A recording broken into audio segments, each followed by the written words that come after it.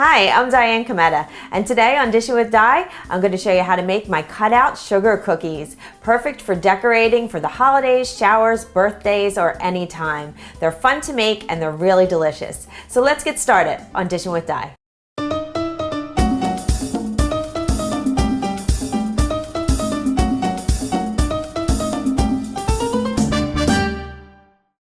So the first thing that we're going to do is take some all-purpose flour and get that into a nice sized bowl.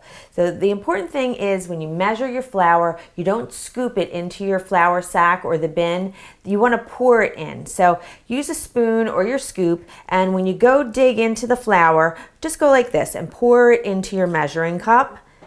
And then once you get it well up and over your measuring cup like that, don't smack it down or anything. Just take the back of a knife and just level it off. The next thing we're going to do into this same bowl with the flour is put some baking powder. So the baking powder is going to help things to rise and to also give it a nice texture. And then salt is the next ingredient. And the salt, we need that to bring out the flavor of everything. So this is really basic ingredients here, but the end result is really, really great. So now with this, you're going to take it and whisk it all together really thoroughly and get everything well combined. And then just set this aside. And now, using either a stand mixer or a hand mixer into the bowl, you're going to put some unsalted, softened butter. And kind of just beat it around just for a little bit, just to get it nice and smooth. And then you're going to grab some white granulated sugar. And I'm going to pour this in gradually with the mixer on low. And then we're going to cream these two together. So once it all gets in there, you're going to turn the mixer up just a little bit and beat this for about 3 minutes until it becomes pale in color and kind of fluffy. Give it a scrape if it needs to, and then I'll show you what that looks like. The mixture's all creamed together, and I just want you to see what it looks like. Now what you should do while that's mixing is have an egg that's been sitting at room temperature and put that into a small bowl, and then get some vanilla extract, pure vanilla extract is best, and some almond extract. And you're going to combine those in a small bowl. And both of these are going to add a really nice flavor to the cookies. So I've been making it like this for quite some time, and I really enjoy the combination of the vanilla and the almond extract together. So now just grab a fork and just whisk that together lightly, just to kind of get it combined, and then turn your mixer on and gradually pour this in. Just mix it around, and once it starts to get incorporated, just pour the rest of it in. And it'll at first look like it's coming apart. It'll kind of look like kind of curdled almost. But let it mix through. You might have to scrape it down, but you just want to mix that until it's very thoroughly combined.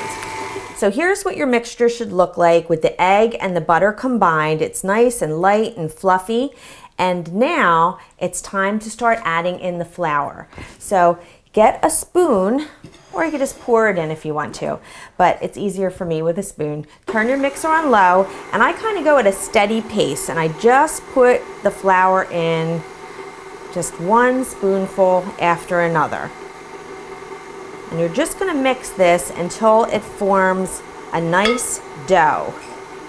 Dump it out onto some plastic wrap. So have 2 sheets of plastic wrap out on your counter, and take the dough and just kind of dump it out. And you see it's kind of crumbly looking right now, but that's okay.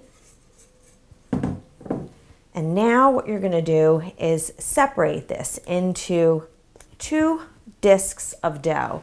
So just going to kind of push it together like this. And then once you get it kind of formed into a ball, then you can evenly divide it.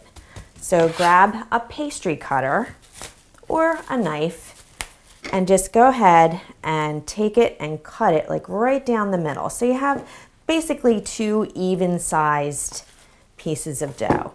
And then take one and put it on your other piece of plastic wrap and just shape that into a ball. And then go ahead and flatten it down. and then just wrap it up and do the same thing with the other one. Now both of these dough discs are going to go into your refrigerator to chill for at least 1 hour. I would prefer you do it for at least 2 hours or longer. I've made mine like the day before and left it overnight, and it's, you know, perfect to work with. But you don't want to take it out until it's firm. If you try to take it out when it's still soft and go about rolling it, it's just going to be a sloppy mess. So it really has to get firmed up. So pop these in the fridge, get them nice and chilled, and then we'll roll them out. I just lightly floured my work surface, and I took my dough out of the fridge. Have a rolling pin, flour the rolling pin, have a little bowl with some extra flour in it, and have all your little cutters for your cookies out. And also a baking sheet. Well, actually you need 2 baking sheets for this because you're gonna take 1 disc of dough out at a time. The other disc should remain in the refrigerator while you work with the first disc. So you have baking sheets that are lined with parchment paper, and you wanna preheat your oven to 375 degrees and have a rack in the center. So get your dough and then just roll it and keep it moving. So you don't want it to stay in one spot too long. You know, roll it out till it's about 1/8 to 1/4 inch thick. Once your dough is rolled out, take one of your cutters and dip it into the flour. Make sure there's not too much flour, so just tap it down a little bit, and then go ahead and just press it straight down. And make another cut. Now, if they happen to stick, like if it were to stick in there and you couldn't get it out, just go ahead and put your spatula under there and then kind of release it over at the parchment paper. But just continue and go around and cut out as much dough as you can. Once you get all of your dough cut out, then just kind of peel away whatever is not cut and put that into a pile because you're going to kind of roll that back together again. And then this is where I use my spatula. So I just put a little bit of flour on both sides of my spatula, and then I gently scoop them up. Now is the time you want to sprinkle on some of your sugar. If you wait until after they're already cooked, it's not going to stick unless you put an egg wash on them. So go ahead, and if you have any little decorations, you can go ahead and just sprinkle those all over.